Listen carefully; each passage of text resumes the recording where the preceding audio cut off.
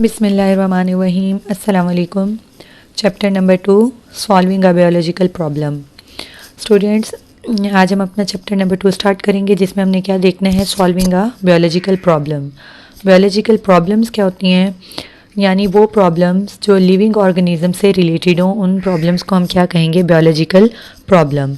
अब बायोलॉजी क्या है, हम जानते हैं कि ये ब्रांच ऑफ साइंस है और इसमें हम क्या करते हैं, लिविंग ऑर्गेनिजम्स को स्टडी करते हैं और उससे रिलेटेड जो प्रॉब्लम्स हैं उनको कैसे सॉल्व किया जाता है वो आज हम इस लेक्चर में डिस्कस करेंगे।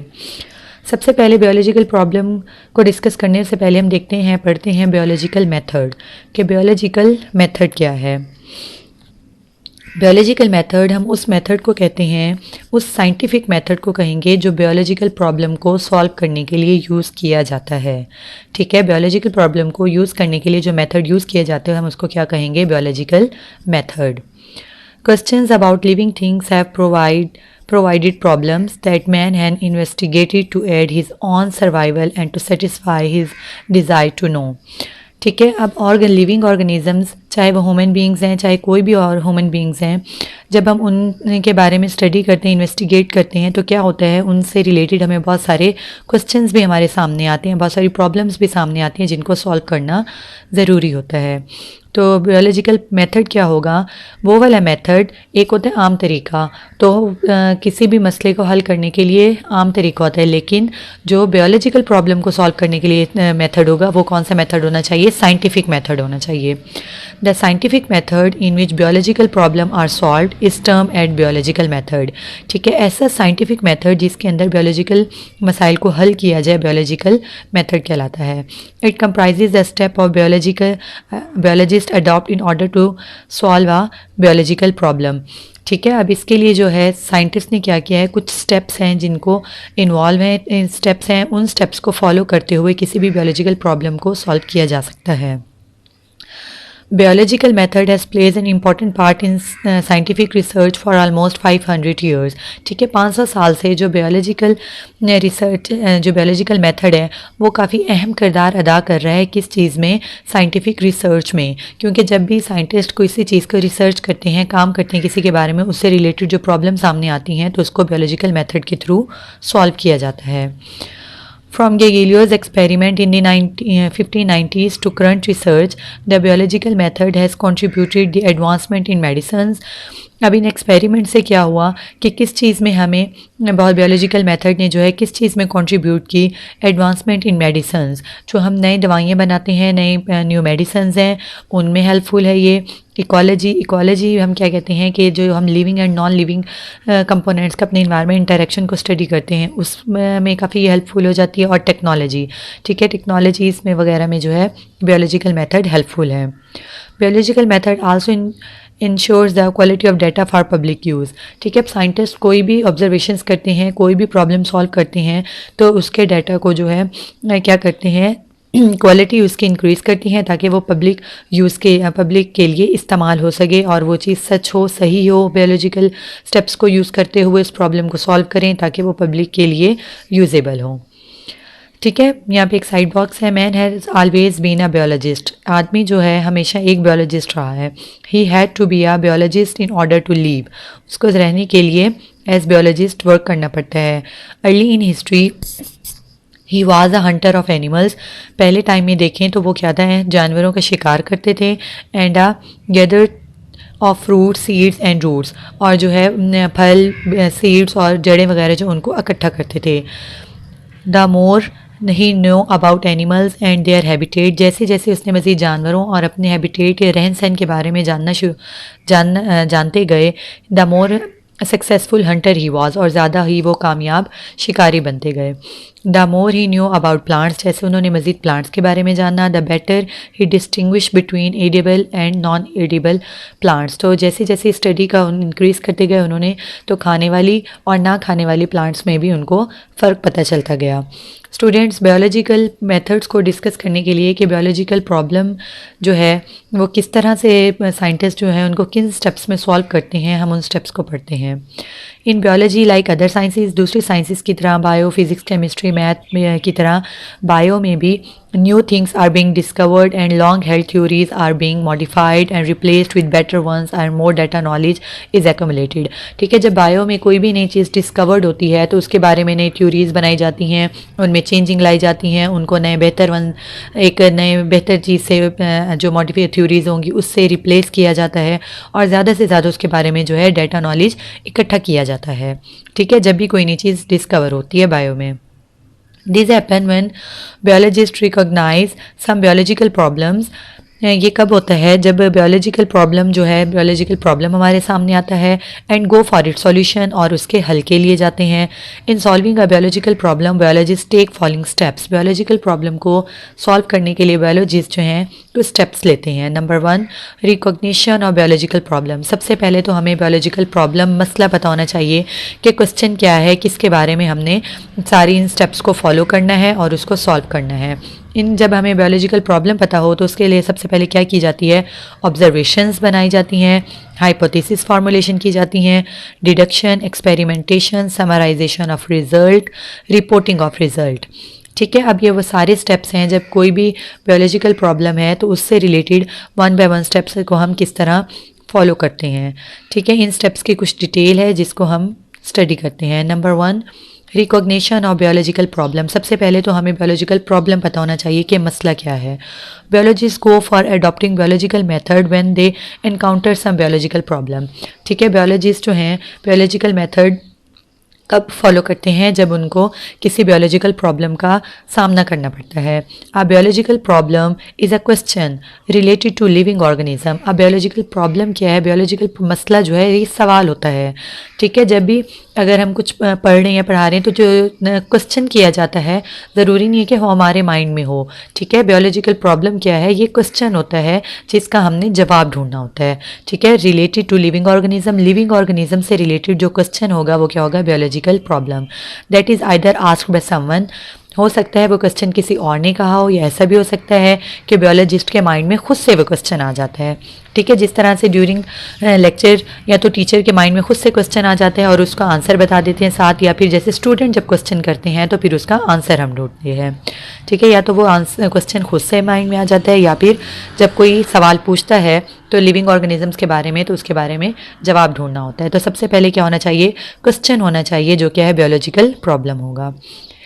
अब यहाँ पे जो हमारी बुक में रिकॉग्निशन ऑफ बायोलॉजिकल प्रॉब्लम को बायोलॉजिकल मेथड का फर्स्ट स्टेप कंसीडर किया गया है, लेकिन हम ऑब्जर्वेशंस देखेंगे। यहाँ से हमारा काम स्टार्ट होता है कि कौन क्या काम सबसे पहले किया जाता है किसी भी मसले को हल करने के लिए।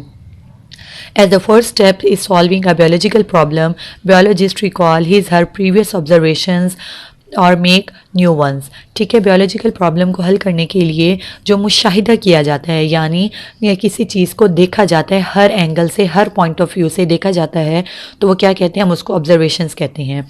तो बायोलॉजिस्ट क्या करते हैं? किसी भी चीज़ का प्रॉब्लम को हल करने के लिए सबसे पहले क्या करते हैं? ऑब्जर्वेशंस करते हैं, या फिर वो तो न्यू ऑब्जर्वेशंस बनाते हैं, या फिर उससे रिलेटेड जो प्रीवियस ऑब्जर्वेशंस होती हैं जो किसी और बायोलॉजिस्ट ने बनाई होती हैं उसको भी साथ रिकॉल करते हैं, उसको भी साथ देखते हैं। ठीक है, observations are made with 5 senses.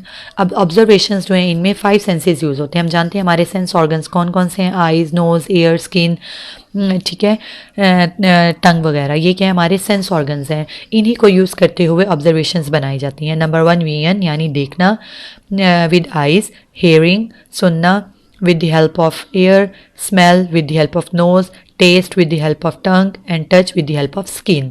इन सब चीज़ों को यूज़ करते हुए, सेंस ऑर्गन्स को यूज़ करते हुए क्या करते हैं? हम मुशाहिदा करते हैं। इसमें सिर्फ देखना नहीं होता बल्कि ये सब जो है ऑर्गन्स इन्वॉल्व होंगे। ऑब्जर्वेशंस जो हैं अब 2 तरह की होती हैं, एक होता है क्वालिटेटिव और दूसरी होती है क्वांटिटेटिव। जिस तरह से हम जानते हैं क्वालिटेटिव यानी जब हम किसी चीज़ की मयार की बात कर रहे हों, और क्वांटिटेटिव जब हम किसी चीज़ की मिकदार की बात करते हों। ठीक है, क्वालिटी में जो है हम किसी चीज़ की मयार बता रहे होते हैं। Qualitative observations are consider more accurate than qualitative ones. अब जो क्वांटिटेटिव ऑब्जर्वेशंस है वो ज़्यादा एक्यूरेट होती हैं क्वालिटेटिव की निस्बत। क्यों? Because the former are invariables and measurable. जो क्वांटिटेटिव ऑब्जर्वेशंस हैं जिसकी मिकदार जिसको जिसको हम नंबर्स में काउंट कर सकते हैं उसको हम चेंज नहीं कर सकते। इनवेरिएबल वो चेंज नहीं होती एंड मेजरेबल होती है। अब किसी चीज़ की पैमाइश हम किस चीज़ की पैमाइश कर सकते हैं? जिस चीज़ की मिकदार हो। ठीक है, मेजरेबल है and can be recorded in term of numbers. ठीक है, ये 3 पॉइंट्स बताए गए हैं क्वांटिटेटिव ऑब्जर्वेशंस के बारे में कि ये इनवेरिएबल होती हैं, जो जिनको हम नंबर्स में लिखते हैं नंबर की फॉर्म में होती हैं, ये चेंज नहीं हो सकती और हम इनको मैयर कर सकते हैं। इसकी निस्बत अगर हम क्वालिटेटिव ऑब्जर्वेशंस को देखें तो क्योंकि वहाँ पे नंबर्स नहीं होते, जस्ट एक क्या होती है हम मयार बता रहे होते हैं, तो वो वेरिएबल भी होगा, चेंज भी हो जाएगा, इमेजरेबल होगा, हम क्वालिटी को मैयर नहीं कर सकते और can not be recorded in term of numbers, और हम इनको नंबर्स की फॉर्म में भी रिकॉर्ड नहीं कर सकते। Example of qualitative and quantitative observations are given below. अब क्वालिटेटिव एंड क्वांटिटेटिव ऑब्जर्वेशंस की एग्जाम्पल्स कौन सी हैं? For example the freezing point of water is colder than the boiling point. अब वो कहते हैं जो फ्रीजिंग पॉइंट है पानी का वो ज़्यादा कोल्डर है बॉइलिंग पॉइंट की निस्बत। ठीक है, अब इसमें हमें कोई नंबर्स नहीं दिया गया, तो ये जस्ट क्वालिटेटिव ऑब्जर्वेशंस है, ना हम इसको नंबर्स की फॉर्म में लिख सकते हैं ना हम इसको मैयर कर सकते हैं, बल्कि ये चेंजेबल भी है। A litre of water is heavier then a litre of ethanol. ठीक है, पानी का अगर 1 लीटर है वो भारी है किसकी निस्बत? 1 लीटर इथानॉल से। अगर ये एग्जांपल हम क्वांटिटेटिव ऑब्जर्वेशंस में देखें तो हम कहते हैं फ्रीजिंग पॉइंट ऑफ वाटर जो है 0 डिग्री है एंड द बॉइलिंग पॉइंट जो है 100 डिग्री सेंटीग्रेड है। इसका मतलब है हम इसको नंबर्स के फॉर्म में लिख रहे हैं, ये मोर एक्यूरेट है, मेजरेबल है और इनवेरिएबल है। ठीक है, a litre of water weight 1000 gram and a litre of ethanol weight 789 grams. तो ठीक है, ये नंबर्स के फॉर्म में हम इनको बता रहे हैं। तो ये ऑब्जर्वेशंस जो हैं 2 तरह की होती हैं, क्वालिटेटिव एंड क्वांटिटेटिव। तो फर्स्ट स्टेप्स क्या है? हम ऑब्जर्वेशंस करते हैं, ऑब्जर्व करने के बाद जो चीज़ हमने देखी समझी उसको हमने क्या किया? एक स्टेटमेंट दी। यानी जो ऑब्जर्वेशंस जो चीज़ें हम लोगों ने देखी सुनी उनको हर पॉइंट ऑफ व्यू से देखा समझा, अब उसके लिए हम क्या करते हैं? ख्याली स्टेटमेंट देते हैं जिसको हम क्या कहेंगे? हाइपोथेसिस। ठीक है, हाइपोथेसिस क्या है? एक ख्याली स्टेटमेंट है, ये सही भी हो सकता है और गलत भी हो सकता है, ज़रूरी नहीं है कि ये 100% ट्रू हो। ठीक है, क्योंकि ये तो अभी हम सिर्फ अपने देखी जाने वाली मुशाहिदे की जाने वाली चीज़ को अपनी स्टेटमेंट में दे रहे हैं, बता रहे हैं। Observation do not become scientific observation until they are organized and related to a question। ठीक है, अब ऐसा नहीं है कि मसला कोई और हो लेकिन हम मुशाहिदा किसी और चीज़ का करके बता रहे हों, तो ऑब्जर्वेशंस तब तक साइंटिफिक ऑब्जर्वेशंस नहीं होती जब तक कि हमारा क्वेश्चन जो है हमारे लिए प्रॉब्लम है उससे रिलेटेड ऑब्जर्वेशंस ना हो। ठीक है, जो क्वेश्चन होगा उससे रिलेटेड अगर हम स्टेटमेंट देंगे, उससे रिलेटेड ऑब्जर्वेशंस करेंगे तो वो मानी जाएंगी, वो वाली ऑब्जर्वेशंस साइंटिफिक ऑब्जर्वेशन कंसिडर की जाएंगी। Biologist organizes his, her and other observations into data form and construct a statement that may proved to be the answer of the biological problem under study। ठीक है, biologist क्या करते हैं? खुद से भी observations बनाते हैं, जो पुरानी उससे related observations होती हैं उनको भी study करते हैं और एक data की form में जो एक statement बताते हैं, स्टेटमेंट बनाते हैं जो उसी जो इस biological problem को हम study कर रहे हैं उससे related answer हो। ठीक है, अब वो स्टेटमेंट जो है स्टेटमेंट की फॉर्म में जो हम अपना ख्याल बताएंगे, जो बताएंगे कि हमने क्या क्या ऑब्जर्व किया, वो क्या कहलाएगा? हाइपोथेसिस कहलाएगा। अब हाइपोथेसिस की डेफिनेशन देखें, the tentative explanation of observation is called the hypothesis. Tentative explanation यानी जो चीज़ हमने देखी जस्ट हम उसको ख्याल अपने तौर पे बयान कर रहे हैं, एक्सप्लेन कर रहे हैं। ठीक है, टेंटेटिव अनश्योर जो ख्याली है, सिर्फ अभी उसके बारे में 100% ट्रू नहीं है। Tentative explanation observation is called hypothesis. It may be define as a proposition that made be true. ये ट्रू भी हो सकती है और गलत भी हो सकती है। Hypothesis should have the following characteristics. अब जो आपका ख्याल है, जो आपने बताया है कि हमने ये चीज़ ऑब्जर्व की, जो क्वेश्चन था, प्रॉब्लम था, उससे रिलेटेड हमने ये चीज़ नोट की, तो उसके लिए भी कुछ कैरेक्टरिस्टिक्स होती हैं हाइपोथेसिस की, जिसकी बुनियाद पे वो कैरेक्टरिस्टिक्स माना जाता है, वो हाइपोथेसिस कंसीडर किया जाता है true. It should be a general statement. एक तो ये जनरल स्टेटमेंट होनी चाहिए। ठीक है, इसके बारे में हमें ट्रू नहीं है। It should be a tentative idea, ये एक हमारा ख़याली जो है आइडिया होता है, ये जो हम इसके बारे में 100% श्योर नहीं होते। It should be agree with available observation, यानी जो प्रॉब्लम है जिससे हम ऑब्जर्वेशंस कर रहे हैं ये उससे रिलेटेड होना चाहिए। ऐसा नहीं कि मसला कोई और है और ऑब्जर्वेशंस हम कोई और दे रहे हों, ख्याल हम कुछ और बता रहे हों। It should be kept as simple as possible, ये इतना इसको ज़्यादा से ज़्यादा सिंपल रखना चाहिए जितना मुमकिन हो। It should be testable and potentially falsifiable, इस हाइपोथेसिस को जो है टेस्ट किया जा सके और इसको गलत साबित भी किया जा सकते हैं। In other words there should be a way to show the hypothesis is false, the way to disapprove the hypothesis. ठीक है, हाइपोथेसिस को जो है हम गलत भी साबित कर सकते हैं और हाइपोथेसिस को है क्या है हम इसको टेस्ट भी कर सकें। A great deal of careful and creative thinking is necessary for the formulation of hypothesis. Biologists use reasoning to formulate a hypothesis. ठीक है, अब किसी भी hypothesis को ख्याली आइडिया देने के लिए क्या हमारी थिंकिंग अच्छी होनी चाहिए, क्रिएटिव थिंकिंग होनी चाहिए।